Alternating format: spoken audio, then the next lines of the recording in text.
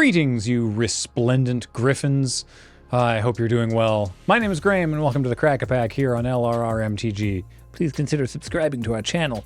Today, we're opening a pack of Rivals of Ixalan. Someday, they will defeat Ixalan at the state championships.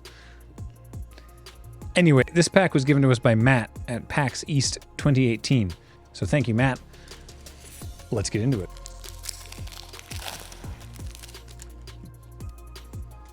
Well, it just went right off. Okay. First up, Goblin Trailblazer. I love this little guy. Just a simple little way to get through a bunch of damage in the early game. It's 1 and a red for a 2/1 Goblin Pirate with Menace, and it's good. It's good stuff. It was hard to block early on because you were setting yourself up for casting dinosaurs or something. Legion Conquistador is next. It's 2 and a white for a 2/2 Vampire Soldier. When it enters the battlefield, you may search your library for any number of cards named Legion Conquistador, reveal them, put them into your hand, then shuffle your library. Now, I think I talked about this last time we did a pack of Rivals of Ixalan, but Legion Conquistador was also printed in Ixalan because this is back when a set was, or a block was more than one set, and you draft together, and if they hadn't reprinted this in Rivals, you'd never be able to get enough in just the packs of Ixalan to like make it work. We were talking actually to Melissa DeTora, because she was here for a pre-release, how this is a thing that they were just starting to experiment with, reprinting some cards from the big set in the small set, specifically like Sailor of Means and Colossal Dreadmaw, which began the whole Colossal Dreadmaw joke. And then they just decided to stop doing that. Like, I think Ixalan was actually the last 2-block set. So they were working on ways to make it work better, and maybe it would have worked, but they just decided to do away with the whole thing anyway. Next is Sea Legs. Sea Legs Run. It's a single blue mana for a creature enchantment with flash. The enchanted creature gets +0/+2 as long as it's a pirate. Otherwise, it gets -2/-0.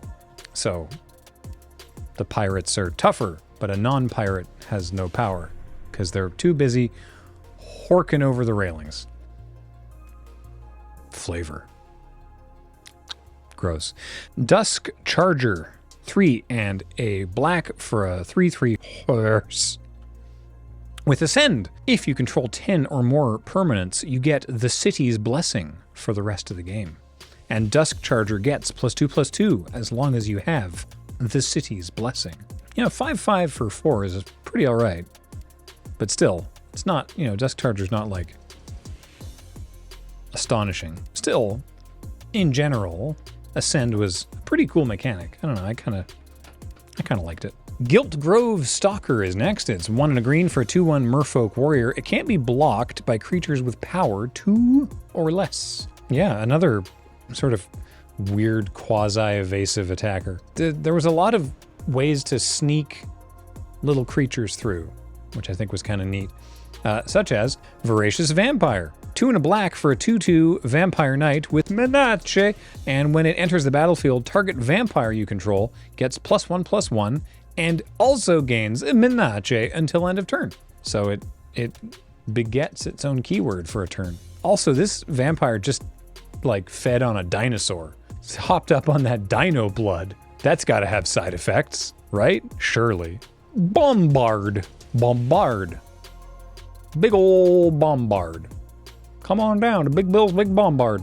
It's 2 and a red for an instant, and it deals 4 damage to a creature.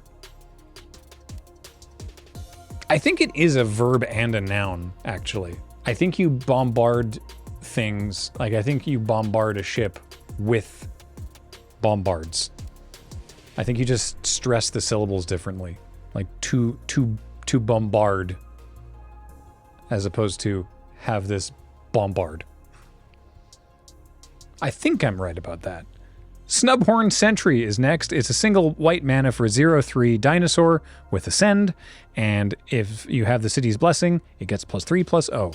So this was a way to get start the city's blessing train rolling early, right? Snubhorn Sentry was low-key actually kind of good because, you know, turn 1, you just play out this 0-3.